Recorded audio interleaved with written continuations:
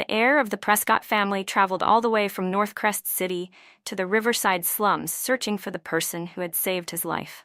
My younger sister locked me in my room, put on my white dress, and, with a face that resembled mine by nearly 70%, rushed into Ethan Prescott's arms. "Ethan, you finally came for me," she said. After that, despite his family's objections, Ethan insisted on marrying my sister from the slums. People praised him as a champion of pure, unwavering love. On their wedding day, my sister looked at me with a taunting smirk, her eyes filled with provocation. In this life, I'm the one marrying into a wealthy family. Inside, I felt calm, without the slightest ripple. After living one more lifetime, I realized that real 4-9's gold was much more trustworthy than acting in some melodramatic romance. "Sis, you enjoyed enough blessings in the last life," Lily told me. "This time, it's my turn." Lily locked me up again. I heard her speaking in a low, excited voice, and from the way she sounded, I immediately knew. She had been reborn too. In my previous life, I had accidentally saved Ethan Prescott, who had been kidnapped by human traffickers. It was pitch black that night, and with his ankle injured, I carried him on my back through mountain roads the entire night until I reached the police station near town. I was the only heir the Prescott family's missing son had ever tried to find after he returned home. Ethan said he wanted to repay my life-saving grace with marriage. I refused. I grew up in the Riverside slums, while Ethan was born into the most powerful family in North Crest City. Our worlds were as far apart as clouds and mud. But Ethan insisted that if he didn't marry me, he wouldn't marry anyone. Because of me, he disobeyed his parents and refused the arranged marriage with the wealthy young lady they had chosen for him. In the end, he severed ties with his family. I wavered back then. Only later did I understand that a single heartbeat of a rich young master could destroy the entire life of an ordinary girl. Thinking back now still chills me to the core. Just like before, when Ethan reunited with his lifesaver after years apart, his eyes were full of deep affection as he took the initiative to confess that he wanted to be with me. But unlike me in my past life, Lily didn't reject him. She agreed immediately, overjoyed.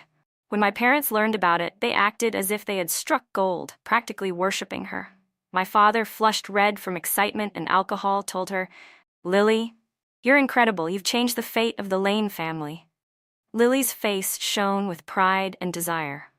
That night, she came to my room and warned me softly, "Sis, don't even think about stealing Ethan from me. In this life, he's already chosen me. You don't stand a chance. He said he's about to convince his parents, and he'll bring me home as his wife soon." I looked at her coldly and said nothing. In this life, all I wanted was to stay as far away from Ethan Prescott as possible. To marry Lily, just like in my past life, Ethan publicly played the role of a righteous champion of pure love. Before the media, he declared, "I will not marry Olivia Torres. Being born into a family like ours is a tragedy, but I will never bow to fate. I will be with the woman I love." The media exploded with headlines. The Prescott family and the Torres family immediately became the focus of public attention and humiliation. Everything was unfolding exactly the same as before. With one foot already inside the wealthy world, Lily quit the job she had just received and spent every day learning how to behave like a refined socialite, studying fashion pairing, luxury brands, skincare routines. She had already begun living as a future elite wife. At that time, Ethan came over to visit. I was about to go out when I ran into him. Since being reborn, this was the first time I had seen him again. Memories from the past surged within me before settling into stillness like a quiet lake. When Ethan saw me, he stopped. Lily and I were fraternal twins, so he immediately recognized familiar features on my face. Before he could say anything, Lily quickly wrapped her arm around his. "Ethan, you're here." And as she walked past me, she didn't forget to shoot me a warning glare. Ethan Prescott's gaze swept over me from head to toe, and a faint hint of confusion appeared between his brows. Before he could say anything, Lily Lane gritted her teeth, then suddenly put on a sweet smile as she stepped forward and clung to my arm. "This is my sister, Ethan. You should call her Sis, too." But Ethan's eyes stayed fixed on my face, as if he were searching for something buried deep inside. In those dark eyes of his, it felt as if a pale hand were tearing through the black veil covering his memories, revealing fragments from our past life piece by piece. I tightened my fists, my heart racing in fear that he might actually remember something. In our previous life after we got married, Ethan and I once shared a period of sweetness, but I wasn't foolish enough to believe such sweetness could last forever. I had tried so hard to fit into his world, yet I could never keep up with his pace. I could see clearly that his relatives, and even his friends, all treated me like a Cinderella who had wandered into a world where she didn't belong. They didn't need to do anything. Just a careless remark, or even just a glance, was enough to make me feel so ashamed I wanted to disappear. Back then, I once told Ethan that I wanted to pursue a master's degree. Before Ethan ever found me, I had already planned to take the graduate entrance exam. According to my original plan, I would spend a year studying and working part-time so that even if my parents objected, I could still decide my own future. But Ethan held a grand wedding for me, took me on his private jet, and brought me everywhere for our honeymoon. He made me temporarily set aside my plan for graduate school. He said, "Graduate school is exhausting. Now that you're my wife, you don't need to struggle like that anymore. I'd feel bad for you." After the wedding, every time I brought up studying again, he always used the same excuse. He even came to the learning center I enrolled in, just to drag me home.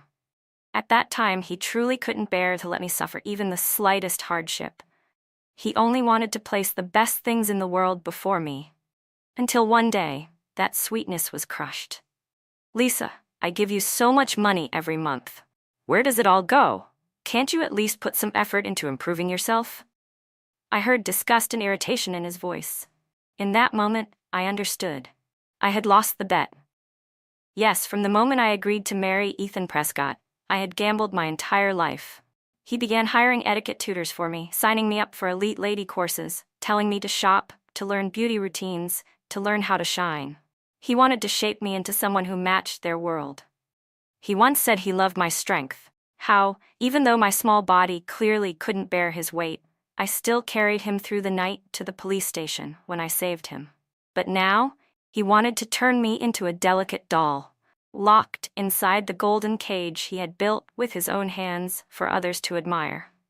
If anyone pointed out a single flaw in me, he would reshape me, polish me, turn me into the ideal figure in his world, just so he could hold his head high. I kept trying, even though the person I tried to become was no longer me. Yet his family and friends still didn't bother to look at me, not even once.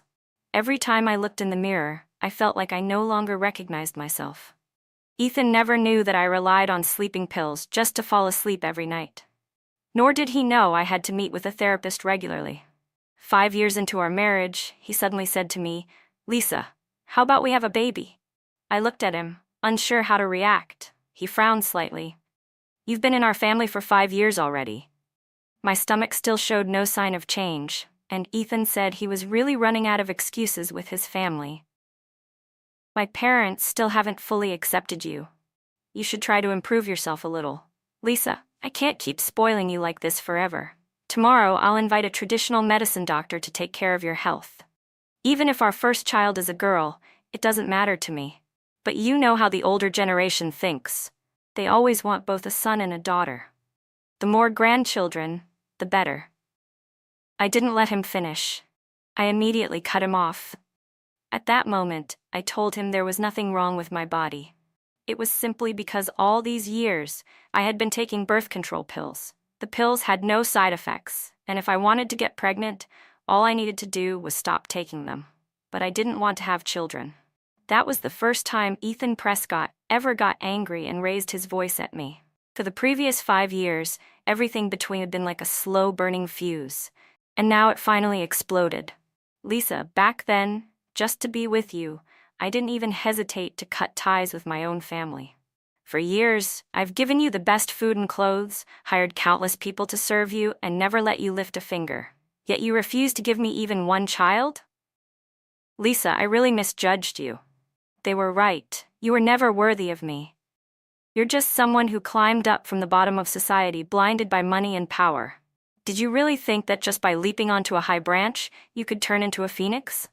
Let me tell you, without me, Lisa, you are nothing. I looked at the man who once swore he'd love me for the rest of his life, who once promised he'd treat me well forever. And I couldn't help laughing. I had lost so completely that I had nothing left to hold on to. So I told him, Ethan Prescott, let's get a divorce. Ethan, say hello, Lily's voice suddenly rang out, pulling me out of the memories of my past life. I shuddered slightly. Ethan had already regained his usual calm composure as he said evenly, Hello, I'm Ethan Prescott. I quietly let out a breath of relief. Ethan hadn't been reborn. How could he remember anything from our previous life? And even if he did, so what? I would never walk that same path with him again. I smiled gently and greeted him. Lily immediately grabbed Ethan's arm and dragged him off to find my parents. How anxious and terrified must she be? It was clear that deep down, she knew everything she stole, everything she lied to obtain, could crumble the moment she loosened her grip. I didn't look at them anymore and left the house. I went to the city library and borrowed a few books. Only when I was sure Ethan had already left did I return home. But as soon as I reached the gate, I heard his voice. My parents still don't agree to let me marry you, Lily. For now, you'll have to endure a little. Then Lily's gentle, understanding voice followed. As long as I can be with you, I don't mind any hardship. But the very next moment, her words betrayed her true thoughts. Actually, you could try pushing back against them. They're your parents, they won't really abandon you. Ethan seemed to pause. I already pushed back. Didn't you hear what I said to the media? What do you mean? That I should? For example, you could go on a hunger strike, or threaten them, you know. If it doesn't work, you could even cut ties completely. Right after she said that, Lily quickly corrected herself. Of course, I'm not hoping you'll fall out with your parents. I really want your family to accept us. That way, we can be together forever. Ethan laughed softly. I understand. Standing at the door, I quietly laughed to myself. In my previous life, Ethan did exactly the same thing to be with me. Public declarations first, then a hunger strike. In the end, he even threatened to sever ties with his family. But his parents only had one son, raised since childhood, as the heir of the Prescott family. How could they ever truly let him walk away? So before a week had passed, Ethan was called home. His parents eventually compromised and accepted me as their daughter-in-law. I still remember clearly that the day before the wedding, Ethan's mother asked to meet me one-on-one. She was over 50, yet she looked barely in her 30s, elegant, refined, carrying herself like someone born into privilege. As she sat across from me, she hadn't even spoken yet, but it already felt like an invisible wall stood between us. In that moment, I realized that she, Ethan, and I would probably never belong to the same world. But Ethan had done too much for me. If I backed down then, I would be nothing but a coward. It would have been a betrayal. So I straightened my back, looked directly into her eyes, and refused to show even the slightest fear. She only smiled faintly and said, Lisa, if you've truly decided to marry Ethan, then I hope you won't regret it. Her voice carried no threat at all, yet it sent a cold chill down my spine. Only much later, when I lived through what felt like descending into hell, did I remember that moment. Remember how confidently I had sat there, and I had no choice but to admire her. She had already seen through the nature of my marriage with Ethan. She had warned me. In truth, I had warned myself too. But I still chose to gamble, and I paid for it with my entire life. When my parents returned home, they had only gone out to buy a few groceries. We all went inside together. I simply nodded at Ethan and went straight into my room. Our house had terrible soundproofing, yet there wasn't much more said outside. In the end, Ethan didn't stay for dinner. He claimed he had to rush back to continue convincing his parents. But I knew very well it was because he couldn't stand the living conditions in my home. Forget Ethan. If I dragged a random stranger off the street into this house, anyone would assume it was a slum. Even more so for someone raised in luxury like him. It had been the same in my past life. He said he loved me, but I saw clearly that he never liked the environment I grew up in. Just like he once said, I was a beautiful flower that bloomed out of ruins. The flower was what he loved, not the ruin that nurtured it. As soon as Ethan left, Lily Lane walked into my room. Were you standing outside earlier, listening in on me and Ethan? She demanded. I sat down at my small table, opened the library book I had borrowed, and replied calmly, "Don't worry. Ethan has already chosen you. I'm not going to fight you for him."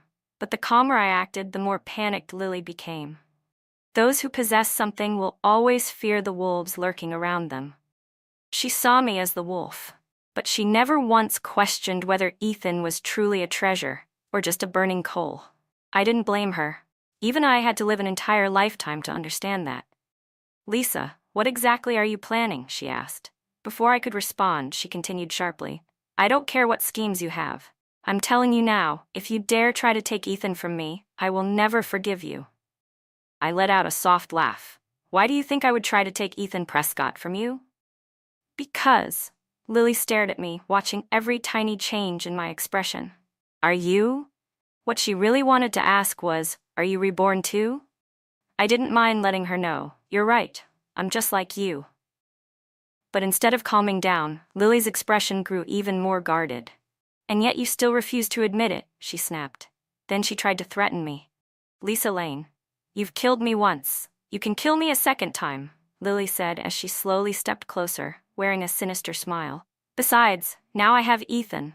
Killing you this time would be as easy as lifting a hand. I won't risk my life again," I replied. "If you really feel uneasy, I can leave." I picked up the library book I had borrowed. "I'm preparing for my graduate school exams. I don't have time to fight you over Ethan." Lily looked at me as if she couldn't understand any of it. "You really don't intend to compete with me for Ethan? Why? Something you once had in a past life, why does it seem so worthless to you now?" I answered directly, "If I said I won't fight you, then I won't." Lily threw back one last line, "You'd better mean it," and left the room. I watched her go, and from the way she carried herself, it was obvious. She was desperate to marry into the Prescott family, desperate to become a wealthy young lady, so desperate she didn't even bother thinking it through. If I were given a second chance at life, why would I choose the same path again? I had even hinted it to her already, hadn't I? I smiled silently, lowered my gaze, and continued reading. I didn't know exactly what Lily told my parents, but eventually, even my mother gently advised me not to get involved. I laughed, too tired to explain anything. "Mom, I'm preparing for graduate school. I don't have time to think about anything else. You, Dad, and Lily, don't worry." My mom moved her lips, clearly wanting to say more, but after a moment's hesitation, she only nodded. That might be for the best. In my past life, after graduating from college, I also wanted to pursue a master's degree. I had even applied for tuition assistance. But because I married Ethan Prescott, all of my plans were interrupted. In this life, I didn't just want to get a master's degree, I planned to study abroad. For days, I had been busy with all kinds of documents and paperwork. At the beginning of next month, I would be able to leave. On the morning of my departure, I dragged my suitcase toward the door, only to run into Ethan Prescott, who was just arriving. He froze, his dark eyes settling on me, and for some reason, I felt suddenly uneasy. Ethan truly wasn't reborn. Otherwise, he wouldn't have been fooled by Lily so easily. But the way he looked at me each time made it seem like he remembered everything from our previous life. I subconsciously tightened my grip on my suitcase handle. "Ethan, Lily is inside. You should go in," I said. Ethan slowly walked toward me. "Where are you going?" I hadn't even opened my mouth yet when Lily came running out. I exhaled quietly. She rushed over and wrapped herself around Ethan's arm as if making a public declaration of ownership, then shot me a hostile glare. She was growing more possessive by the day. "I'm leaving," I said as I walked past them. Behind me, I could still hear Ethan asking, "Is your sister planning to move out?" "She's preparing for her graduate school exams," Lily replied sweetly. "She said it's too crowded at home, so it's inconvenient." "Why are you here, Ethan?" she added. He chuckled. "My parents agreed." I had already walked far down the street, yet I could still hear Lily's excited scream echoing behind me. And I headed to the airport and boarded my flight. Lily had finally gotten what she wanted, to marry Ethan Prescott. And I would finally set foot in the school of my dreams. Both of us had our own bright futures ahead. But being alone in a foreign country wasn't easy, especially when I wasn't there to travel but to study, and my savings were far from comfortable. Outside of class, I began working multiple part-time jobs. One day, while I was working at a cafe, I unexpectedly ran into Vera Nolan. She was the heiress of the Nolan family, the girl the Prescotts had originally arranged for Ethan to marry. In my past life, after Ethan publicly pleaded love before the media, the Nolan family canceled the engagement. I first met Vera Nolan in the 4th year of my marriage to Ethan. She had just returned from abroad and officially joined the family business to begin getting involved. Her family worked closely with Ethan Prescott in business. One time, I received a phone call from Vera Nolan. She said, "Lisa, Ethan is completely drunk. Could you come pick him up?" I went. By the time I arrived, Ethan was already slumped over, too intoxicated to know anything. Vera gave me a gentle smile. "Since you're here, I'll head out first. Goodbye." She didn't say why she was with Ethan, nor why he had drunk so much. On the way home, I looked at the drunken man beside me and suddenly heard him mumble, "Maybe it was a mistake from the very beginning. From the very beginning." Even until now, I don't know whether Ethan was talking about us or something else entirely. I pulled myself out of the memories from my past life and walked forward with a smile. "Hi there." Out of instinct, since we were from the same country, the words slipped out in Chinese. Vera laughed. Her smile was gentle and soothing, just like in my past life. "You're Chinese too?" she asked while ordering a latte. We chatted a bit, and I soon learned that we had both applied to the same university. My phone buzzed. It was a text from my mom telling me to come home for Ethan and Lily's wedding. I glanced at Vera, then replied to my mother, "I can't. I'm already in the UK." Only then did my family realize I had gone abroad. But no one said anything more. Vera's voice sounded from beside me. "Sorry if it's a bit abrupt. Do you know Lily Lane?" I didn't hide anything. "She's my sister. We're fraternal twins." "No wonder you two look so alike," Vera said with a light smile. "My former fiancé canceled our engagement because of your sister," she added calmly. "My ex-fiancé was Ethan Prescott." I knew that, but I didn't know what I was supposed to say. Congratulate her? Pretend it didn't matter? She laughed. "I'm just joking. Don't take it seriously." Her eyes curved as she took a sip of her coffee. Vera started coming to the cafe nearly every day, and gradually we became friends. Later, when the owner sold the apartment I was renting and I suddenly had nowhere to stay, she took me to her place. She even said, "Make sure you pay rent properly, okay?" I could tell she only said that so I wouldn't feel uncomfortable. We both passed our graduate school entrance exams and studied together for 2 years. I never went back to my home country. My family called once or twice in the beginning, then stopped contacting me altogether. I didn't hold much affection for them anyway. Some blood ties simply can't bridge the distance between hearts. Families are like that. Such things can't be forced. On the night we graduated from graduate school, Vera and I went to a bar to celebrate. We partied until dawn before returning home. I had just gotten ready to lie down when Vera's phone rang. Exhausted, I immediately fell asleep, but after answering the call, she shook me awake. "What now?" I mumbled, sitting up, voice hoarse. Vera collapsed onto the bed beside me, her eyes full of misery. "Lisa, my parents want me to come home for an arranged marriage. Even wealthy families have their suffering." I had seen plenty of things like this when I lived with the Prescotts in my past life. I asked, "You don't want to go through with the arranged marriage?" Vera rolled her eyes. "Who wants an arranged marriage?" "Honestly, I should thank your sister. If she hadn't married Ethan Prescott first, the one who would have ended up with him would have been me." I patted her shoulder. "Then get some sleep. We'll head back home the day after tomorrow." Vera frowned tightly. "Heartless. Truly heartless." I laughed. "I said I'd help you." She looked at me suspiciously. "Help me how? By marrying me yourself?" I rubbed my temples. "Your parents want you to marry for the sake of the family. They think only through marriage can you bring benefits to them. But I can help you show them that you are the greatest asset they have." Then I told her my plan. Vera Nolan was so moved she suddenly threw her arms around me and lifted my face to plant rapid kisses all over my cheek. "Ah, Lisa, I love you so much." I winced and wiped my cheek. "Honestly, I'm doing this for myself too. But right now, I do have a plan. I just don't have the funds." "I have money. I have money." Vera cut me off excitedly. "We're seriously perfect for each other, meant to be, destined by the universe." She lunged forward and kissed my cheek several more times. I thought back to my previous life. After Vera returned to the country, she had also tried starting her own business. I remembered the time she called me to pick up Ethan when he was drunk. The next day, she called again and said, "Ethan and I have a business cooperation. Last night we met to discuss work. Nothing inappropriate, but I felt I should clarify. That was the only time they ever contacted each other." Later, I heard the project in her hands had been stolen by someone else, and with no other options, she eventually accepted the arranged marriage her family decided for her. But this life would not be the same, because now, she had me. For the past 2 years, I had been devouring every bit of knowledge I could access, all for the life I wanted. The harder I worked, the freer I became. And my efforts finally gave me enough confidence and courage to take control of my life. When I stepped back onto home soil, I inhaled deeply. I had finally returned. "Hurry up." Vera grabbed my hand and pulled me into the car. "I'm taking you to meet my parents." She didn't just hate arranged marriage, she simply didn't want to get married at all. Honestly, I now felt the same way.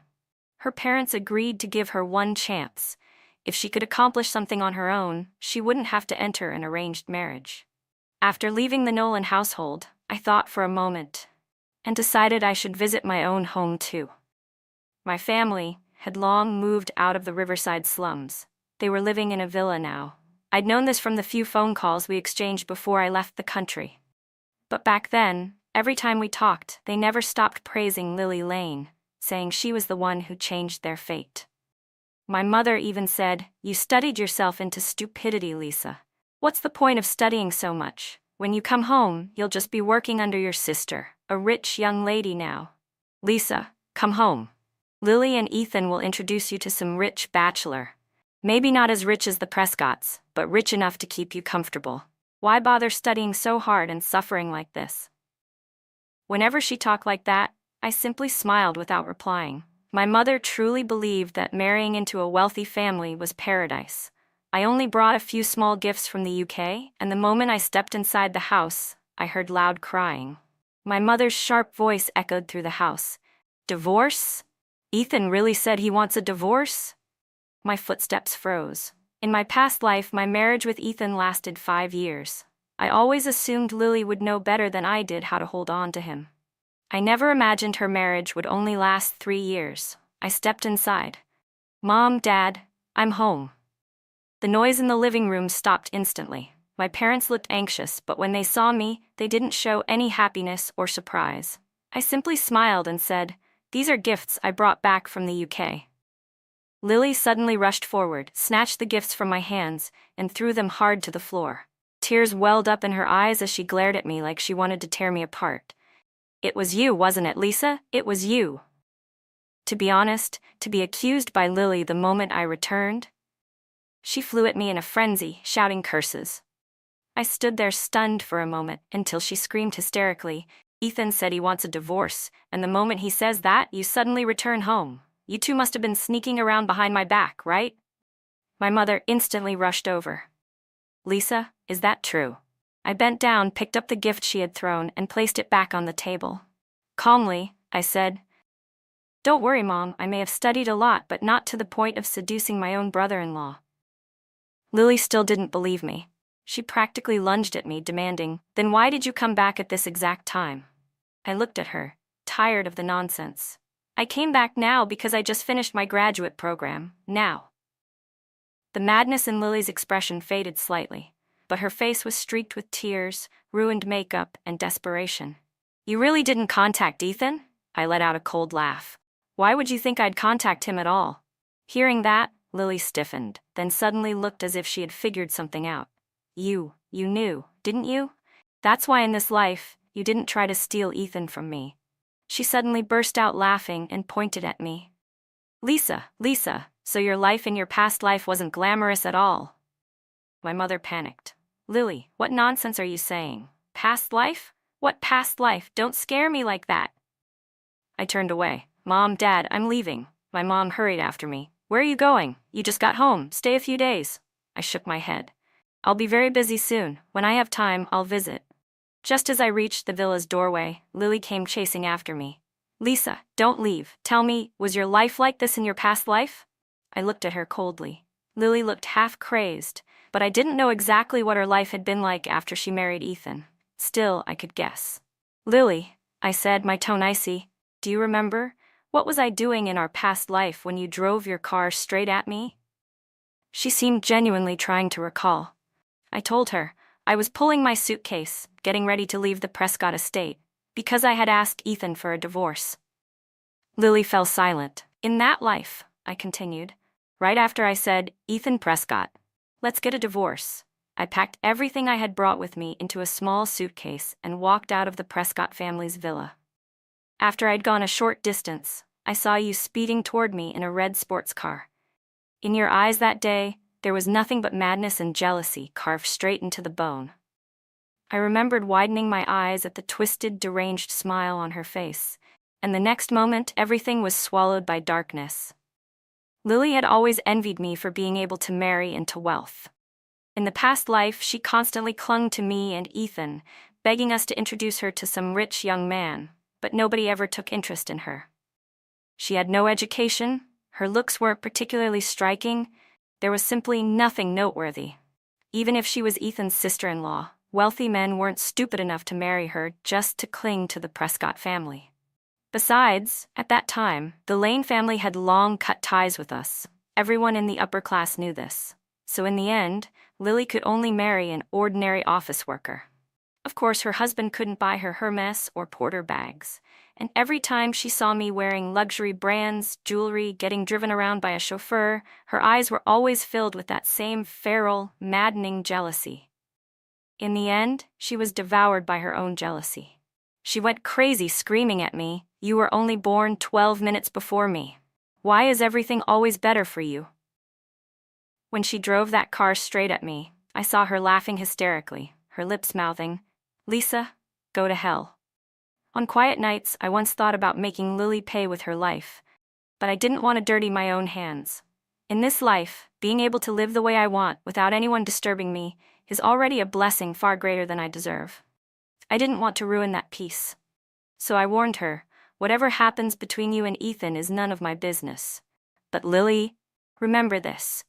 I spared your life once. If you still don't know your place, I'll take back everything you owe me, including the debt from our past life. I pushed her aside and stepped into the taxi waiting outside. Vera had already prepared a place for me to stay. Not long after that, the company that Vera and I founded was officially established under the Nolan family's corporate umbrella. The first project we received, coincidentally, was a collaboration with Ethan Prescott. I was the representative sent to sign the contract. When Ethan saw me, unmistakable surprise flashed across his face. He kept looking at me as if he wanted to ask something, but now I could hold my composure effortlessly. "Hello, Mr. Prescott," I greeted with a calm smile. Ethan withdrew his probing gaze and returned the smile politely. We began discussing business. It was obvious he still lacked experience. Throughout the meeting, he could only follow my pace passively, even though I was supposedly a newcomer to the business world. Still, the negotiation went smoothly. "If you're satisfied, please sign here, Mr. Prescott." I handed him the contract. Ethan stared at me silently for a moment before lowering his head to sign and stamp it. I thought about reminding him to read through everything again, but in the end, I didn't. I was a businesswoman now. "I look forward to working with you, Mr. Prescott." I stood and extended my hand. I was just about to leave when Ethan suddenly called after me. "Miss Lane, He hesitated. "Have we met somewhere before?" I turned back. "Mr. Prescott, you really are forgetful. I'm Lily Lane's older sister." He shook his head. "I don't mean that.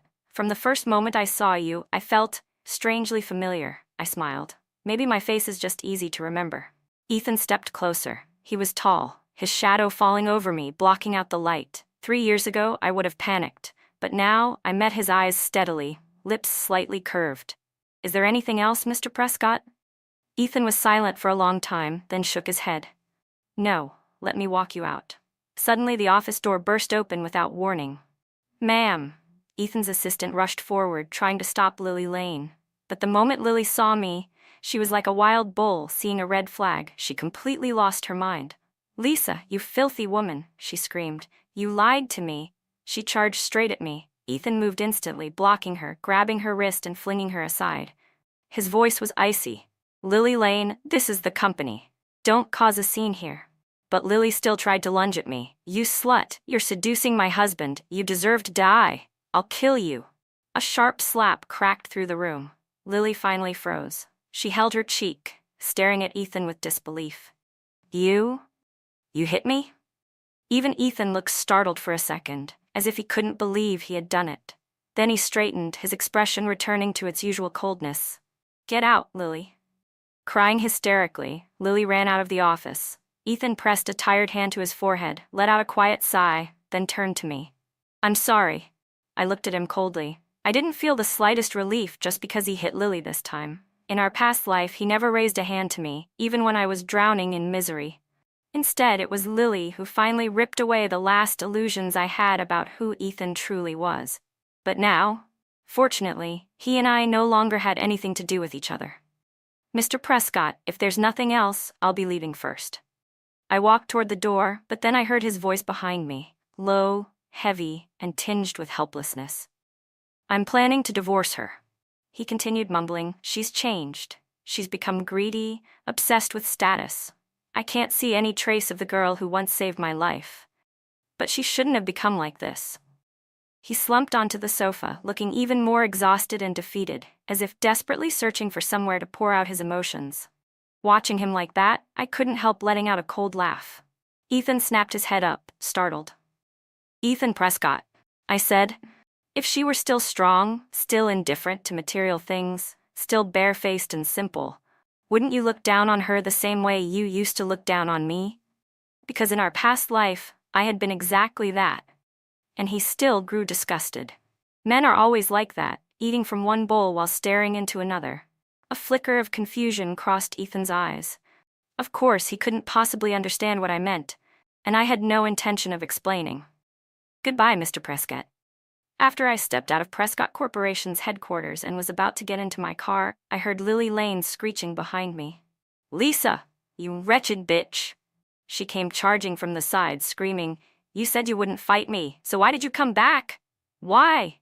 Her shrieking drew the attention of everyone nearby.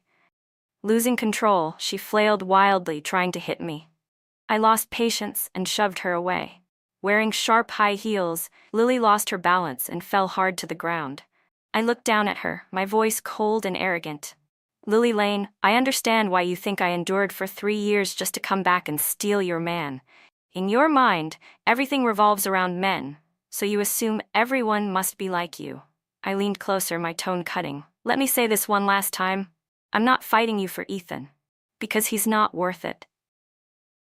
Tears streamed down Lily's face, streaking her ruined makeup and making her look utterly pitiful. What do you mean? Even now you still don't understand? I gave a faint laugh. Do you know why I never took revenge on you? Because dirtying my hands for someone like you isn't worth it. Then I dragged out my words, crouching down until we were eye level. And also, I should be thanking you. Her eyes trembled. Thanks to you, I got a second chance at life. In this life, I didn't step into that golden cage Ethan built to imprison me. Freedom tastes wonderful, Lily. So yes, thank you. At last, she seemed to understand. So you planned it from the start. You never intended to fight me for Ethan. You knew what would happen to me if I married him. You intentionally pushed me into that fire pit, didn't you? She suddenly jumped up, shaking her head frantically. No, it's not a fire pit. I won't divorce. I will never divorce. Then she spun around and ran back into the building. Ethan, don't divorce me. Ethan, don't leave me. I stood up slowly, watching her figure disappear inside. Everything finally felt settled. I delivered the signed contract to Vera Nolan. Her eyes widened. He signed that fast? Hearing that, even I paused for a moment. I'd been so focused on securing the deal that I didn't stop to think about, why did Ethan Prescott sign so easily? Vera set the contract down and stared at me intently. Hey, I heard from my dad. Ethan and your sister are filing for divorce. I sat down and answered lightly. Vera suddenly looked cautious. Then why did he sign the contract so willingly? Don't tell me he wants to marry me, because I'm not planning on getting married. And even if I did, I wouldn't take second-hand goods. I burst out laughing. Relax. She scooted closer. Let me tell you something. The 3 years we were abroad, the Prescott family was basically a non-stop drama series. I'm not trying to badmouth your sister, but she really made a fool of herself in that circle. When she first tried joining the Society Wives group, she actually thought marrying Ethan meant she'd reached the peak. People said she strutted around like some clown who lucked into wealth. She offended half the circle. Do you know what they called her behind her back? The dancing clown. Ethan was humiliated. That's why he decided on divorce. Vera told me a whole string of ridiculous stories about Lily from the Prescott household after marrying Ethan. Honestly, I could have guessed all of it without hearing anything. I shrugged with a faint smile. That's their business. I don't care. Even though I suspected Ethan had his own motives for signing the contract so easily, I couldn't deny that thanks to him, our company's market access suddenly opened up. New projects started flooding in. Vera's father finally relented and stopped forcing her to go on blind dates. When we first registered the company, Vera owned 51% of the shares, while her father held the remaining 49%. One day, Vera suddenly handed me a folder of share transfer documents. Here, take it. I blinked. What is this? The 49% my dad owns. For you. She tossed the folder lightly toward me. I scrambled to catch it. Hey, can you show a little respect for something this valuable? Vera burst out laughing. My dad told me to work seriously with you. He said giving you the shares was his idea, to keep you from running off. I happily accepted. 6 months later, Ethan Prescott and Lily finally finalized their divorce. After half a year of making a scene, Lily had withered down to barely 80 pounds, looking 10 years older. One morning, when I went home to visit my parents, I happened to run into her. The moment she saw me step out of my porter, she let out a mocking laugh. Lisa, which old rich man did you hook this time? I picked up my things and walked inside. I'm not like you, Lily. Ever since my return, my parents had been treating me much more warmly. After learning I'd started my own company, they practically called me every day, begging me to come home for dinner. Truly, familial affection also needed money and status to sustain itself. In this world, only effort and money will never betray me. During dinner, Lily never came downstairs. I glanced at her closed door. Don't mind her, my dad snapped, then immediately turned back to me with a cheerful smile and put food into my bowl. Eat more, Lisa. It's been so long since you've had your mom's cooking. I smiled and nodded. After finishing the meal, I left. I never stayed the night. They were still my parents, and I would stop by if I had time, but I couldn't be close to them. I didn't want to force myself. One day, my mother called me crying, Lisa, come home quickly. Lily wants to sell the house. When I arrived, I learned that after divorcing Ethan, Lily still burned through money like water. It didn't take long for her to spend everything Ethan had given her. With no money left, she tried to sell the house. Except the house was in my parents' name. They refused, so she threatened to hire people to come destroy it. In the end, I had to send people over to intervene before things got out of hand. My parents were furious and kicked Lily out of the house, shouting, "We don't have a daughter like you. From now on, Lisa is our only daughter." I only laughed coldly inside and said nothing. On my way back to the company, I received a call from Ethan Prescott. He said he wanted to meet to discuss work. But when I arrived, what he said instead was, "You always give me this strange sense of familiarity. I've been thinking lately, why did the little girl who saved me back then change so completely? I can't see any trace of her anymore." He looked at me deeply. "The truth is, you were the one who saved me back then, right?" I stood up, my voice frosty. "Mr. Prescott, if you asked me here just to say these things, then I won't be continuing this conversation." I turned and walked out of the tea room. At that exact moment, the roar of an engine exploded behind me. I jerked around, and a horrifyingly familiar scene played out before my eyes. Lily Lane was speeding straight toward us in a red sports car. Exactly like in my previous life. She screamed hysterically, "Lisa, go to hell!" A deafening crash followed as her car slammed into the flower bed. White smoke billowed upward. I fell to the ground, my eyes landing on Ethan Prescott lying unconscious nearby. And in that one split second between life and death, he had thrown himself forward to shield me. He was the one hit by the car and knocked out cold. The ambulance rushed over. Both Ethan and Lily were taken to the hospital. Lily was severely injured, but Ethan regained consciousness quickly. I let out a breath of relief. "Mr. Prescott, you're awake. I'll go call the doctor." "Wait," he rasped, his voice hoarse and weak, but the way he called me was painfully familiar. In our previous life, he had called me that exact same way. "Thuthu, I like you. Thuthu, I'll treat you well for the rest of my life. Thuthu, as long as I can be with you, I'll give up everything I have. Thuthu." My whole body stiffened. Slowly, I turned around. Ethan had already gotten out of bed and approached me, his eyes red and locked on me with desperate intensity. "Why? Why did you lie to me?" he choked. "Lisa, why wouldn't you admit it?" I remember now. I was surprised but not afraid. I stepped back, putting distance between us. In Ethan's hollow, chaotic gaze, I spoke calmly. "Ethan Prescott, the biggest regret I had in my past life was marrying you. In this life, now that I have the chance to start over, all I want is to stay as far away from you as possible. Don't." He lunged forward as if to hug me, but I leaned aside, avoiding him easily. A man nearly 6'2", usually composed and restrained, was now crying like a lost child.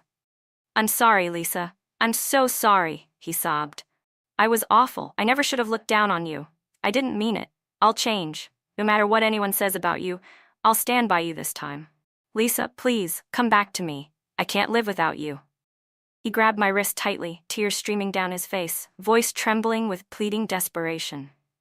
"I once chased after you. I wanted to tell you I wouldn't divorce, but it was too late. You were already under Lily's wheels. I lost you once. I won't let go of you again. Lisa, please, give me a chance to make it up to you." I waited until he finally calmed down, then gently pushed him away. I stepped back, completely stepping out of his world. With the calmest voice I had, I said, "Ethan Prescott, I don't love you anymore." When Lily regained consciousness, I walked into her hospital room and found absolute chaos. "Shut up, all of you, shut up," she screamed. "If I can stand, then I'll stand. Useless doctors. Get out." The moment she saw me, she became even more unhinged. Her face twisted violently as she threw herself off the bed. She hit the floor hard, but she still dragged herself toward me. "Lisa, you ruined my whole life. I'll kill you," she shrieked. The nurses rushed forward and forced her back onto the bed. A doctor turned to me and said quietly, "Her injuries are too severe. She'll need a wheelchair for the rest of her life." After the doctor and nurses left, I simply stood there watching Lily Lanes scream and thrash on the bed. I said nothing, then silently turned away. Even after I had walked far down the hallway, her crazed screams still echoed behind me. Someone like her no longer needed any words from me. I later heard she was formally charged with attempted murder and would soon be in prison. When I stepped out of the hospital, golden sunlight spilled across the road ahead, bright and unmistakably clear. Right then, my phone rang. It was Vera Nolan. "Director Lisa, Louis from France has arrived and wants to meet you. When will you be back?" "I'm on my way now," I answered, quickening my pace. The future stretched wide open before me, radiant and full of promise. Every choice I made had been the right one.